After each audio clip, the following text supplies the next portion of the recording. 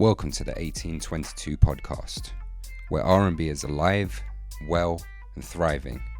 And we're going to talk about that. So strap in and join us on this journey. 1822.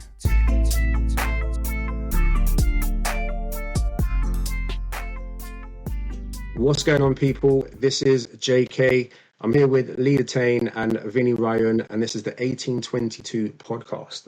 And right now, we're going to talk about R&B and hip hop and how they've blended, and have they taken away from each other in their respective genres. And we're going to talk about that, discuss the reasons why, what it bodes for the future, and sort of deep dive into it a little bit. So, Lee and Vinny, question is, how do you feel about the current state of R&B and hip hop?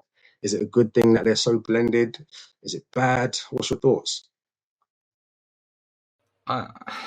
It was good. It was good. I think back in the 90s, if you think about iconic sound of both genres in the 90s R&B was very much R&B. 90s hip hop was very much hip hop. And you listen to those two sounds from that era, and they are worlds apart. They are so far apart. Then you go into the noughties, and obviously the two start to cross over because you start to get a lot more rappers jumping on R&B tunes. And it worked. Like, it was good. I'm not going to criticize it. I loved the noughties era.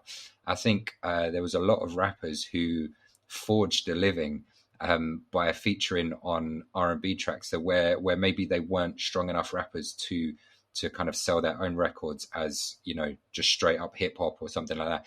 People like Loon springs to mind. Do you remember Loon? Like, What a random guy. Yeah.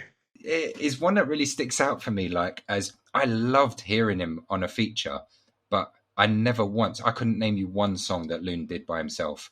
And I think there was a lot of rappers like that who benefited from that. And there was a lot of crossovers that were really good in the noughties. But I don't think we ever kind of went backwards, if you know what I mean, back to the origins of both. I don't think hip hop is what it was. I don't think R&B is what it was. R&B lacks like the typical kind of vocal that you would usually get from a 90s R&B track. Singers aren't as good anymore, generally speaking. You know, to be an R&B star nowadays. Let's talk about it. Let's go. Yeah, Let's go. To be an R&B star nowadays, you don't have to be what you used to. You know, what you had to be back in the 90s. I've got a couple of theories on why that is. But let's take it back to the sort of origins. I think most people, I think it's generally accepted, tell me what you think, but the song that Mary J. Blige featured on with, I think it was Method Man, You're All I Need, I think that is sort of credited as the first song that blended R&B and hip hop together. I think a lot of people looked at that song that really blended. And then from there, like you said, Lee, there was a lot of like rappers that would just jump on for a hot 16 or 8 on an R&B song, and vice versa. They'll get like a R&B dude or girl to sing the chorus. And for a long period of time, that was the formula. I think mostly a lot of it is probably down to marketing. A lot of these labels at the time, the Bad Boys, the So Defs, the who else was there? Bad Boys, So Def, Def Jam, even the West Coast ones. They had a lot of artists on their rosters that they probably wanted to promote. Murder Inc. That was a big thing for Irv Gotti. He would just get Ashanti on everyone chorus, and then including boom, Jennifer Lopez's. Exactly. And then boom, everyone's like, who's this Ashanti chick? She drops her first single, Foolish, and then she's a star, multi-platinum. There you go. So a lot of it was a marketing tactic, and it was done very, very well. But now I think the advancement of technology has also helped change that and blend things as well. Being that everyone has got access to T-Pain's favorite device, Autotune. Yeah, that's a good point. So the singers, well, the people who call themselves singers are singing with Autotune, but then the rappers also using it as well. So it's just created this weird hybrid of what we now call music, or R&B and hip hop. And there isn't a clear sort of demarcation between the two. Like you said, Lee, like in the 90s, singers were singing and rappers were really rapping. But then a lot of that goes back to a lot of the singers were like coming from like gospel backgrounds, so they really had to sing. They had to have vibratos and could riff and do all these crazy runs and stuff. Whereas now you got autotune, you could just jump on the track and you got an R&B song. So that's my theory. What do you guys think? Yeah, something you mentioned about T-Pain there. Last year, T-Pain came back, did an interview. I think he'd been suffering from depression. And he said in an interview that he had a bad experience with Usher, who was his friend. And Usher said to him, with regards to the auto-tune, that you fuck things up for real singers. And, that caused a bit of like conversation that, was he correct? Has auto-tune ruined everything? I think Usher should have looked more at the hip hop artists who decided they were going to try and sing like a Ja Rule, like Busta Rhymes, like everyone who decided that they would be the singers before you look at the auto tune. As far as R&B goes, I mean, things will always change in music. Sounds will change. So the R&B of the 90s, that's what we call the golden period of the 90s. That's what produced so many great groups and songs. Then we get into the 2000s. Hip hop has started to become more prevalent. The big artists are starting to come into their own. Nas, Jay-Z, Eminem, Busta Rhymes, they're starting to have their big. Then all the producers that you're getting, people like Timbaland, the Neptunes, are sort of this. There's this fine line between what they're doing. Is it hip hop? Is it R&B? It's of that time. I think with regards to hip hop just became bigger. Now that's where the excitement is. In black music, that's where the excitement is. That's where the big artists are. Drake is the biggest artist in the world. Kendrick Lamar. The artists we're talking about in R&B that we're waiting for their albums are Usher, Beyonce. We're talking about Neo. These are artists that were bringing albums out in the 90s and the 2000s, and they're the biggest artists in R&B now. Chris Brown, his debut album was 2005, and we're talking about his album this year as the stars are not there, and that might be, as JK said, about marketing. I don't think they market R&B singers anymore. There's a glut of female singers, people like Summer Walker and SZA. These are, I think, decent artists, but they're not being marketed in the same way as a hip-hop artist. That's why Cardi B is massive, but that's why SZA is big, but not as big as a Cardi B.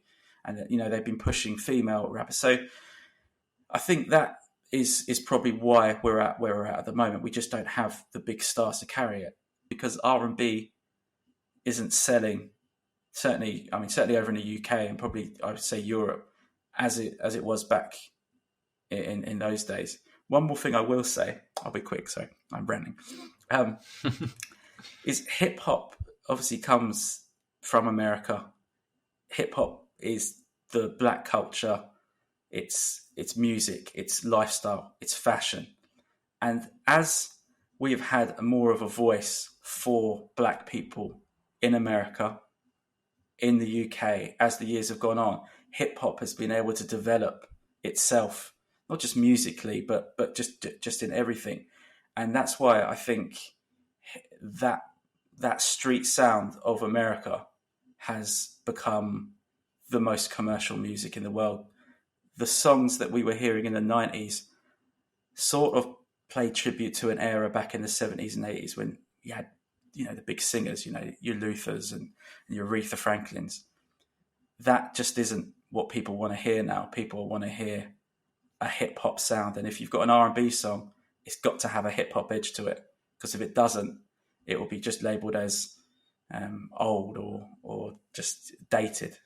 And that's where I think we're at. There's still good R&B out there if you still like that traditional sound, the neo-soul sound, but you've got to look a lot harder now. You definitely have to look harder. I wonder though, is it because things have to have that hip hop sound now, or is it cyclical? We've seen throughout history, music is cyclical. Back when we were coming up, for example, the Bad Boy songs that he was releasing, he was sampling everything from the 80s. He even said it on one of his May songs or whatever. Make hits from the 80s. Exactly. I know it sounds so crazy. Big tune. But then now, if you look at now, everything is being sampled, but from the 2000s. All Mm. these UK drill artists and hip hop dudes, they're sampling songs that we grew up to in the early 2000s. So it is cyclical. So I say that to say this: is it coming back around again for R&B without the hip hop edge?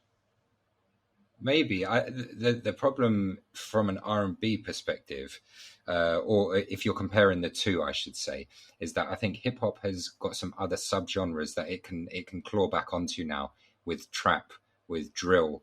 Hip hop can find itself at home in those two areas. What does R&B? What subgenre can R&B kind of lend itself to, if any? That's currently in, because that's what I'm kind of alluding to, that with hip hop, like old school hip hop is not in, but there are subgenres that are in that it can, hip hop artists can lend itself to. Whereas I think you see, as Vinny alluded to earlier, like some of the bigger R&B stars of old certainly have took themselves to completely different genres. Is it to gain success in the modern music world? I don't know. But Something like then Neo or Beyonce doing house music or Ni- dance and stuff like that. yeah, and obviously Drake as well. Yeah, Drake kind of flirts in all sorts of different genres. There is, however, one album. I mean, I was really excited about Chris Brown's album when I knew it was solely R&B. I thought it was a good album. I think it wasn't as good as I thought at the first listen, because I think I was just so desperate for a decent R&B album. But that's what it was. I could go into some serious depth about Chris Brown albums, but we'll save that conversation for another day. I'm really hopeful for Division. I feel like Division for me, and off the back of the first single, maybe not the best the best point to make, but that's a whole nother podcast, man. yeah, Division have been talking about R&B, and that albums are not proper R&B anymore, and have promised that this project is. The first track off it doesn't fit into that narrative, but it was still a hit. I don't care what anyone says. Yeah, I think the Division song, because of the time that we're in at the moment, and everything that's going on with culture, it seems almost a little bit out of place. Which is why I think the Drake tune that he brought out, what was it called, Falling Back? Have I got that right? The one he brought out with the video that went on for like 9 minutes. He brings out a dance song. Beyonce brings out a dance song. Beyonce's is better, in my opinion, just because it sounds better, but also the themes Beyonce's talking about, she's talking about empowerment. Whereas Drake is talking about pretty much what's in this new Division track, which people will label as toxic masculinity. I think that's a line that gets branded about a lot. But this comes back to just a point that Neo made on a podcast, where he was saying that the R&B singers that he grew up with in the 90s, so your Jodeci's, your Boyz II Men, they were singing to women about, wanting them, begging them to come back to them, I'll make love to you and stuff like that. And the R&B singers, he said, that came just after him, which obviously we saw a few of those on that Verses recently, they didn't have that sort of framework to look back at. So their music, again, we go into the more hip hop side, and hip hop is quite, let's be honest, I mean, the best word I can use is macho. Hip hop is a macho, it's a very manly type of music in terms of, the artists that we've had, people, all the greats. So the people they've got to look at are hip hop artists. So their lyrics in their R&B songs are similar to what a hip hop artist would be. I mean, obviously, we've got stuff you said about subgenres and trap soul. Trap soul, I always found a really weird comment. Yeah, I don't understand what that means, really. It's a bit of an oxymoron. Because if you took away the trap beat, what have you got? I think you've got a rapper. But yeah, there again, I like Bryson Tiller's albums, so yes, definitely. I saw something, and I can't remember for the life of me who said it, whether or not it was someone famous or if it was just one of those Twitter threads that, you know, kind of blows up and gets everyone's opinions. And it was a statement saying that no R&B song was ever made better for having a rapper on it. Rubbish. I disagree completely. I disagree. Examples. It's not my opinion, but before you both kill me, I love the original. What springs to mind? I love the original, but Tamia, Fabulous, So Into You. The Fabulous version is always much better. Even though I do like the other, the Tamia's version, it's not as good as we're Fabulous on that. And there's probably loads more I'm going to think of now that you think of some. The one that came to my head immediately is Donnell Jones and Lisa Left Eye. Yep. You Know What's Up, because that's the track that when you hear like the DJ or whoever's put the song on, you got to wait for that bit. you listen to the intro and you're like, am I going to hear the what up? What up? If you don't hear the what up, yeah, it's no you're in trouble. Yeah, exactly. Turn it off. Of course, even the groups like TLC, when they released No Scrubs, everyone knows Lisa Left Eye's rap on that as well. So 100%. There's so many examples you can think of. Even Missy Elliott's the one with the French MC Solar. Yeah. No one knows what he's saying. Like, I don't speak French. Zigzag, zigzag. The zigzag, zigzag. You know exactly.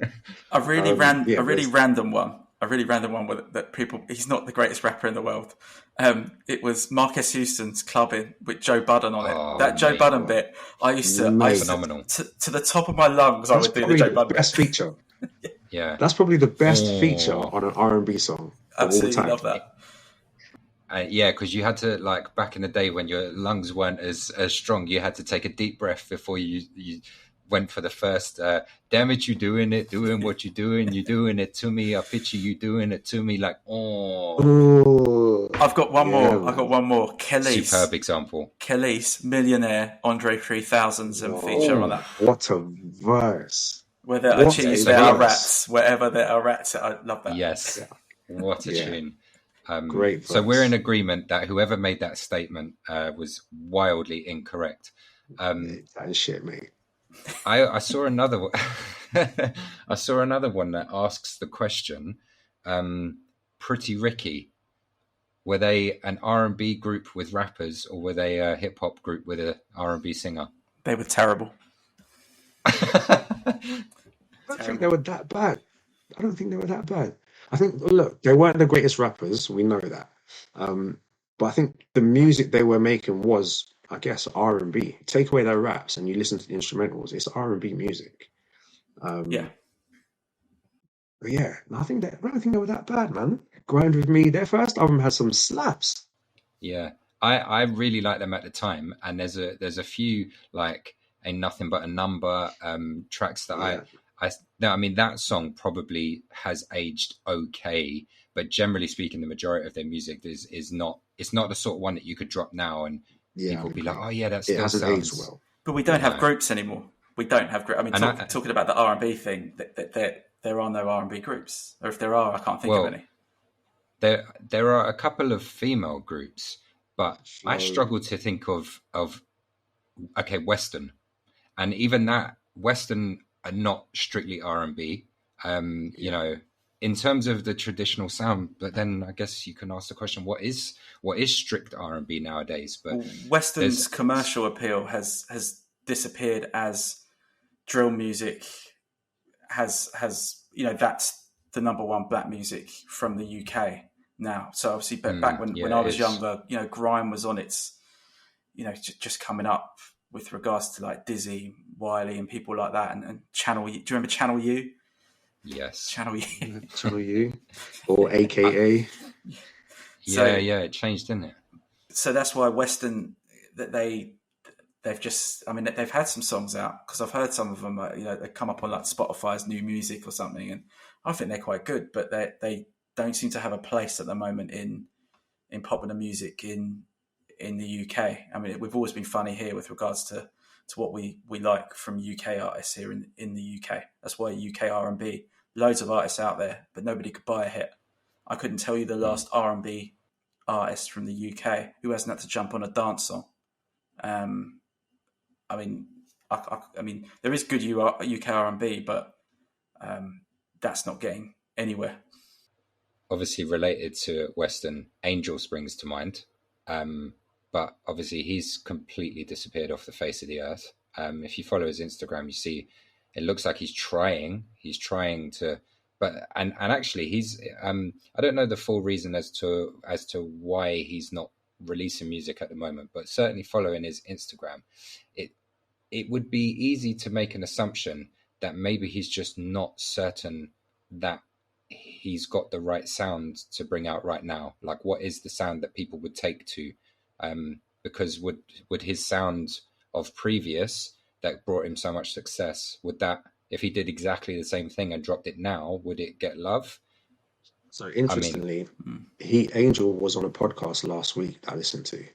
They've been on it for a good hour, just talking music, and he himself said that he knows, he understands people are frustrated with him, his Instagram, he puts snippets up, he gets it, but he's had some label issues. But one thing that he did say, which was quite interesting, he said, look, he believes that R&B is coming back around, and he's right at the forefront to sort of capitalize off that in the UK.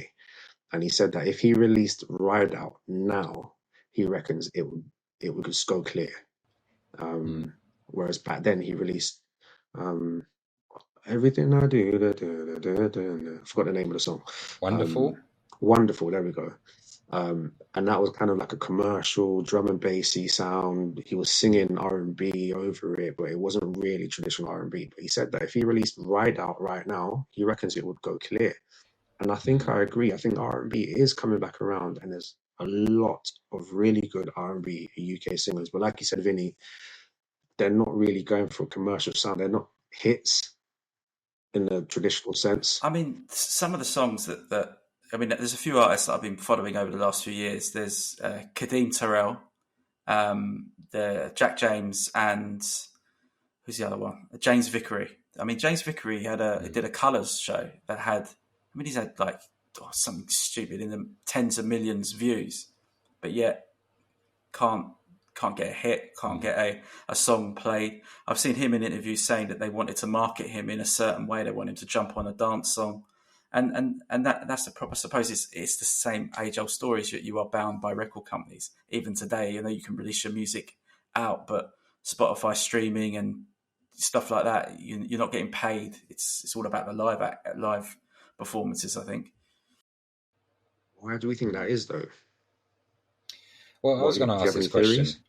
Like, I was going to ask who's to blame, because I think you can point fingers in a lot of different directions and make arguments for all of the above. Is it producers? Did they change the? You know, you mentioned the Timbalands and Pharrells, who maybe started to turn production in a slightly different way, away from traditional R&B. Is it the impact of hip hop on R&B? Is it, you know, record labels? Is it audience, radio? Well, radio, I think, does have something to do with it. I think most of the radio stations, certainly down south here, I mean, they're owned by, there's three companies. You've got Global, Bauer, and BBC, and all the radio stations. I mean, when Global took over Choice FM and consumed that, and then turned that into, I know you've got the DAB radio station, stuff like My Soul, who will still play R&B music, but in terms of chart success commercially, you know, unless you can get on a TikTok song now, you don't seem to be able to grab a hit, and that's another thing now. Our artists are going to be trying to make songs to see if they've got something catchy to get on TikTok for 2 seconds. So quite possibly. I mean, the audience, again, I don't think I mentioned the audience in all of the people that we could point fingers at. Is it just that the audience doesn't crave that type of traditional sound?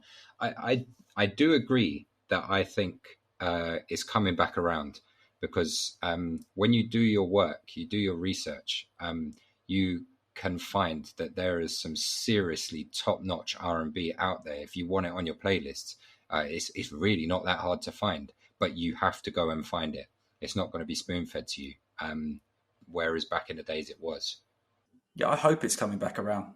I hope it is, Yeah, because I listen to a lot of new R&B, but I don't know if this is resonating with other people like it's resonating I think myself. it So I is. hope it is. I think it is. When you, like you're saying, Lee, if you do your research, I think, especially overseas, they're looking at us. A lot of the guys in America, in Toronto, in Hmm. New York, they're looking at the UK, and UK R&B is getting quite a name for itself overseas. And one thing that Yeah, I've you're right. noticed, or I think sometimes culture shifts or dictates what I guess the radios or the masses want to do. And I say that because artists like Beyonce or Drake, who are arguably the biggest artists in the world, sometimes what they do shifts the culture, or not even just them, certain artists over time shift culture. So, for example, when Beyonce's dropped her new song and Drake's dropped the House album, is Yeah. everyone else going to jump on House?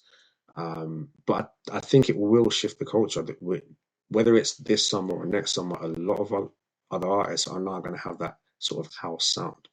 But going back to R&B, because there are so many new R&B artists in this country, in Toronto, in America, that are sort of, it's under the surface, it's bubbling. But once it breaks through into the masses, that's when we'll hear R&B back on the radio again. Hmm. And I think it will take some time. But I think there is a culture shift for sure. We need a big And R&B I star. We need a star and in R&B.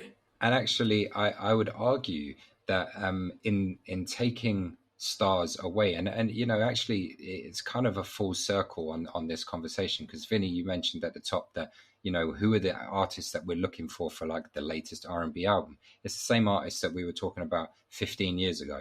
Hmm. But now, as you just said, JK, someone like Beyonce is dropping an album that is away, and that dictating a culture shift.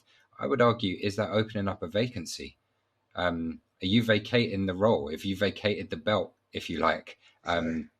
if you've disappeared, then someone else has got to take the title because Yeah. it's the genre is not going to disappear. So does it open the door for? And I'll go back to using Division as an example. If they're promising a proper R&B album, and when your Drakes and Beyonces aren't giving you any R&B whatsoever, Chris Brown's given you fairly okay R&B. Does it then open the door for the next time people have a conversation and say who's the best in R&B? If Division drop a proper R&B album, can an act like that catapult themselves to the top of the list?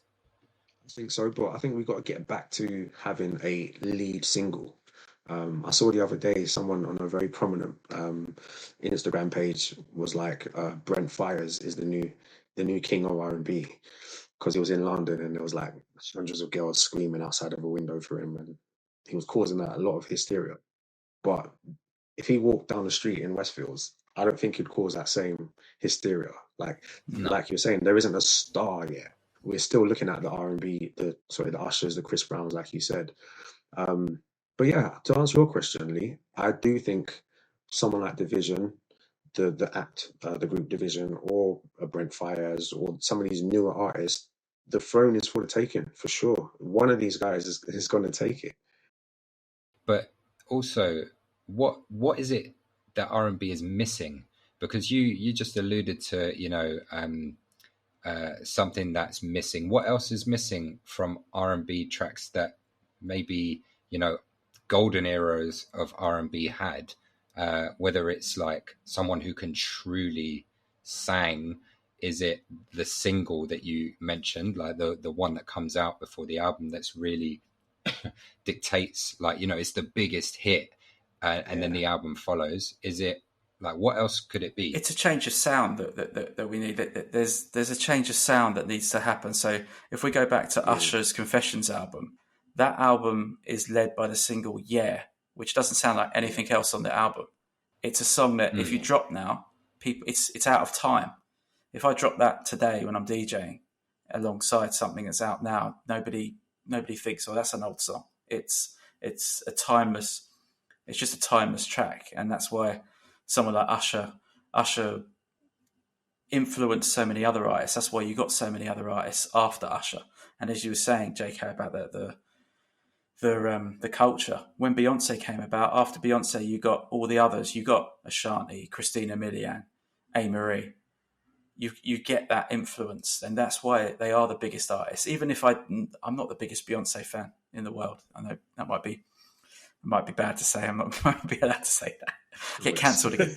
But we're lacking again. Yeah, again. Yeah. How many times have you been cancelled? It was those R. Kelly comments off.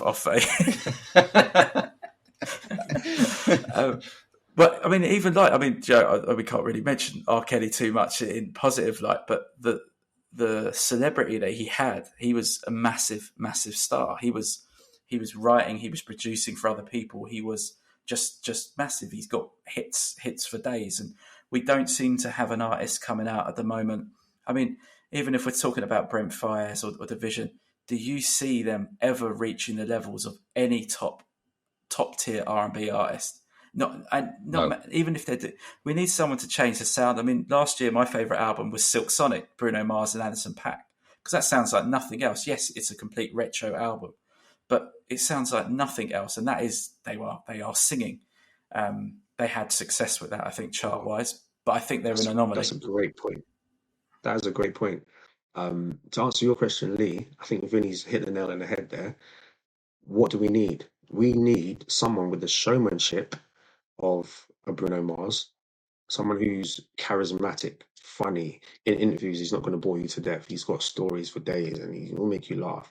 But he's got the showmanship. He can dance. He can perform. But then equally, the sound as well. He's got that commercial leaning sound. R&B at the moment is very insular and emo. And a lot of these artists don't even want to show their face. So then, of course, they're not going to be superstars. Division, when they first came out, I think it's a singer and a producer in 1985. Right. Their whole thing was, they're not going to show you who they are. They weren't in the videos, or their album art didn't show them. Brent Faiyaz, he started off as a rapper. I've never even heard him speak in an interview. You know what I mean? So I think that's what it is. Once you find a guy or girl who's got that showmanship to be the next Beyonce and wants to come out with a lead single and then do the marketing promo, hit up the Jonathan Ross's and Graham Norton shows on the Friday night and be like, hey, I'm here. I'm representing R&B. This is my lead single. Do the rollout like we used to do back in the day. I think that is what we need to bring R&B back to the forefront. Otherwise, everyone's just going to be doing their whole emo stuff. Release that album that no one knew was coming out, and then it just dies again. I think that's what we're in. We're just constantly getting these albums that drop, but no one knew it was coming. Is it fair to argue that R&B potentially it doesn't have its spot in the current climate? Because a lot of people, I'm not going to say this is a term I use, but a lot of people use snowflake generation. And the Division single that just dropped is a prime example of that, because there's a lot of, like, if you go back into the 90s and the early noughties, if you like, I know what you mentioned earlier about Neo's comments and saying that, it was all kind of like worshipping, like the male R&B was worshipping women, but there was also a lot of it that was like downright like filth, like raw filth, virgin on disrespectful, and it was not like it's not the theme was celebrated, but the songs were, and I guess maybe the lyrics weren't taken too seriously. Whereas now a Division track releases and it's it's saying, if I get caught cheating, that doesn't mean I don't love you. There's loads of massive hits in the 90s and the early noughties that said exactly the same thing and worse, but it was okay. Whereas now when this track releases in this current climate, in the inverted commas snowflake generation, people were like kicking off. I personally think it was a fantastic marketing idea because they knew they were going to get that reaction. And what simply it did was everyone's talking about it. And, as they say, any publicity, good publicity. And people will listen to it to find out what they said and stuff like that. But is that reflective of maybe why R&B isn't so prominent in the charts? Because maybe the old school R&B message of like sex and whatever else that comes with it maybe offends people. I think it's more to do with Division trying to essentially appeal to a hip hop crowd in their lyrics, because there's nothing they're saying in this song that Drake hasn't done. Certified Lover Boy, that Drake was saying things that you would consider, or people would consider, toxic masculinity. I hate that line, actually. I've said that twice now. I just hate saying that line. Such a cliche, isn't it? But for Kanye West can say anything or do anything. And that's fine. But if it's on an R&B song, and because we expect R&B songs to be of a certain ilk, to talk about love and relationships and life, maybe that's why. I mean, I listen to the song. I get what people are saying. I don't particularly think it's a big deal, because if you don't like it, don't listen to it. But it's not that offensive. And R&B, that's what I mean. Like, but the reaction's been crazy. R&B's always been about situations and relationships, and that is part of relationships. People might want to, it's that's just another thing. If their entire album was about that, then fair enough. It's like, okay. Yeah, but look at Confessions. Yeah. Confessions, arguably the biggest R&B album of all time. And the whole premise of it is he was cheating on his girl and got someone else pregnant. Yeah. He wasn't cancelled. He wasn't. But it's situational. There are lots of songs that are situations in relationship. There's a great song by Erykah Badu, Next Lifetime, which is a song that she's met someone else, but she's not actually going to get with him because she's with someone else. And she explains that in the song. So again, that's just another situation. And people have different situations. People I know people don't want to say it, but people do cheat. People do, that happens. People react differently to it. People have their reasons for everything they do. And it's just another situational song for R&B. If it was a hip-hop song, people would think it was great. People wouldn't be saying that. People would be going, oh, look at this.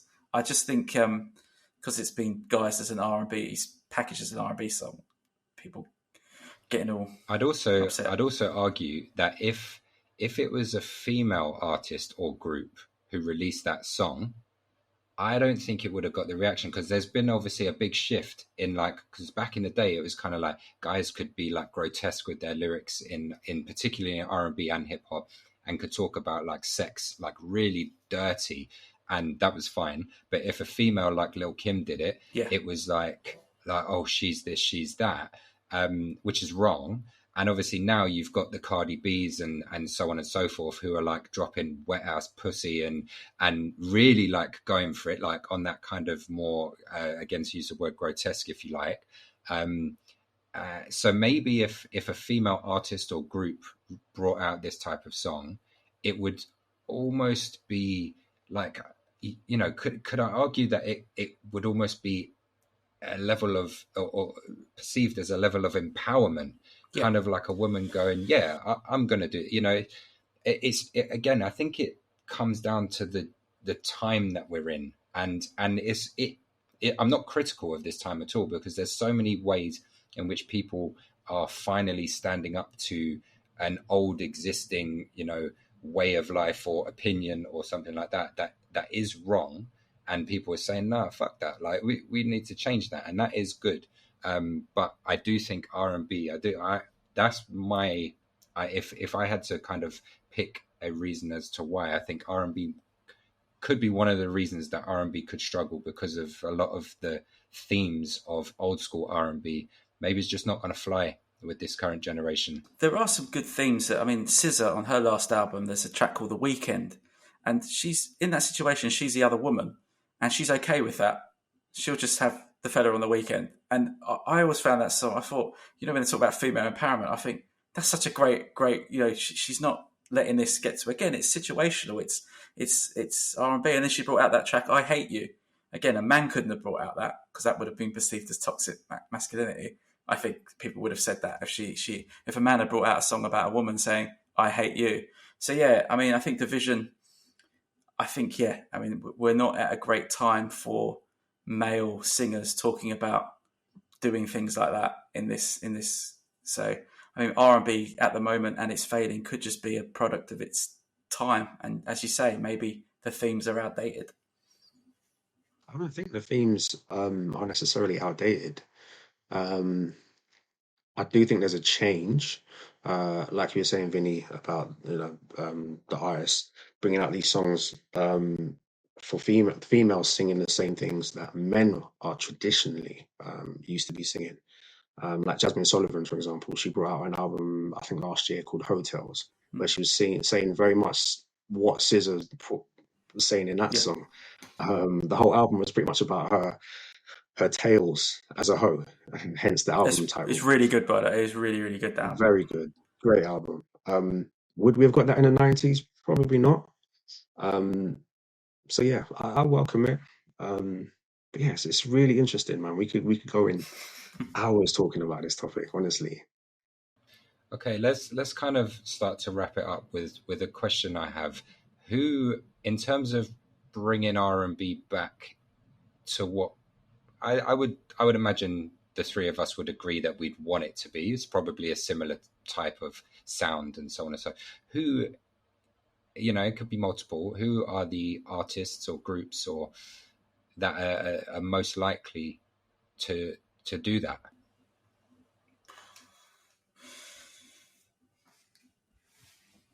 Good question. I think we're all stumped here. I don't think um, there's any legacy artist like a Beyonce or even people like Maxwell. I think those artists have had their biggest moments, and now we look at them. We look at them with respect for what they've done before and hope that we enjoy something they do going forward. So if Usher brings out an album, well, I can tell you now, it will never be as good as 8701 or Confessions. We know that. We know that before we press play. That's not a disrespect to whatever he brings out. It's just those albums are cemented in a particular time in all our lives. So who can bring it back? I just hope that we get a new superstar that's going to come out with, something new sound, new style, and influence people going forward. I think powerful artists like Beyonce or Drake have the power to do it. Like I said before, they can shift the culture with one song. If Beyonce decided to come back and release an R&B banger, best believe that song is getting played 24/7 on the radio throughout the summer. And then all of a sudden everyone's going to be like R&B's back. So I think there's two answers to the question. It takes an artist of that ilk to release a banger and then everyone else will follow suit. Or, like Vinny said, a new artist can come through and then take over the reins. I think that's the only way it's going to come back, I think. What about you, Lee? I yeah, I don't disagree with either of those points. I would add a third in that if you had two titans of the game come together and collab on a track, a song like and the song I'm going to use is not necessarily, it wasn't an example of bringing R&B back to what it was, but like when you had Chris Brown and Usher come together, like two people that are like kind of massive artists of the genre came together and made a track like New Flame. um it was like quite iconic for the time, but maybe didn't totally influence. So I don't know, maybe something like that. If again, because if I saw like I don't know, an Usher and a Chris Brown collab on a single, I'd be so gassed to hear it. But then where's Trey Songz? He made some. He's got lawsuits, mate. He's busy. Oh no. Yeah, I wouldn't have minded hearing something from Trey Songz. He was always very true to the genre, to his sound. He didn't really drift. Kind of just album on album, kind of perfected what he was doing. Always sang about the same stuff. Um, Maybe we're missing someone like him. I am hopeful for Division. I've always liked Division, and hopeful of that. I was hopeful of a Majid Jordan. They've gone in. I know they're under the same label, the OVO Sound, but they've gone in a bit more of an electronic-y kind of way. Good music, but not. I don't consider it R&B music as such. So I don't know. I would agree that I don't think there's necessarily someone out there those kind of like, if you like, tier two. If you're talking tier one is your Chris Browns, Ushers, Beyonce's, Drake's. The tier two, the next level down, I don't think there's any tier two act that can revive.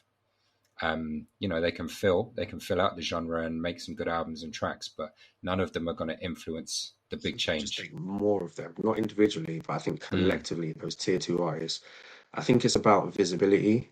So in the zeitgeist, in everyone's sort of mind, what we think about, it's about what we see. If you think about UK music, first genre that comes to mind from the UK right now is drill. That's just because we see a lot of it.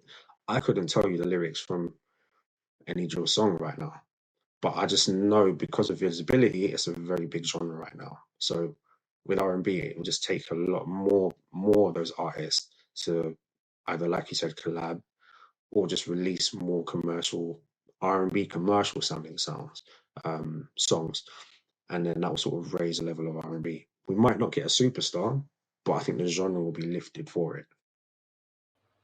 Or, as you alluded to earlier, Vinny, with Usher's Yeah, the song is not reflective of the album. It's not even really reflective of R&B, but it drew people in, didn't it? It got people in the door to then hear what is one of the best R&B albums of all time. Yep. Maybe it's that. Maybe like the way Drake and Beyonce have drifted away is to bring an attention back on them to then do so. I don't know. Time That's will what a tell. single was for, though, back in the day. Like, you've got to put the medicine in the candy sometimes. Release a single that's shocking or just different. Yeah, it was produced by Little John, a down south producer, and at the time, Usher was never going anywhere near that sound, but it worked so good, and that's why the album's like 100 million plus or whatever it is at the time. I think it went diamond, 10 million. But yeah, maybe that's what we need, just the producers to pull their finger out their ass and get creative and just change the sound. Maybe it's on producers. Yeah. But we need more singles, I think, like what Usher did. Yeah. All right, let's wrap it up there. Good conversation. And if you're listening in and you've got some ideas how to revive R&B, or who you think is the most likely to, bring R&B back to the mainstream, who is it? Who are you rooting for? Who do you think can do that?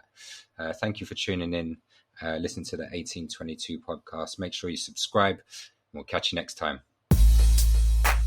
Thank you for listening to the 1822 podcast. Make sure to subscribe on your listening platform and follow us across social media at 1822 Music.